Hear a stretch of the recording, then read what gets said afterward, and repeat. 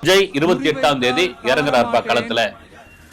வடக்கில் இருந்து தொடங்குகிறார் அவருடைய பிரச்சாரத்தை. எடப்பாடி எப்படி வந்து மயிலாப்பூர்ல இருந்து தொடங்குகிறாரோ பெரம்பூர்ல இருந்து தொடங்குகிறார் விஜய். பெரம்பூர் அவருக்கான தொகுதி, அவர் வேட்பாளராக நிற்கக்கூடிய தொகுதி என்பது ஏறக்குறைய 99% முடிவாயிடுச்சு.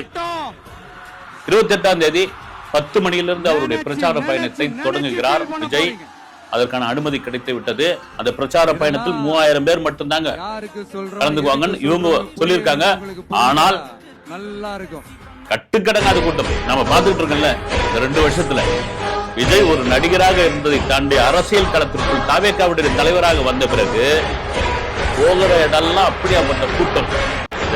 அப்படி விருகம்பாக்கம் விஜயோடைய தொகுதி. விருகம்பாக்கத்தில் வந்து ஒரே நாள்ல 4 தொகுதியில் அவருடைய பிரச்சார பயணம் இருக்கும். என்ன பேச போகிறார் வெளியே மறக்காம சர்ப்ரைஸ் பண்ணுங்க. தேங்க்யூ.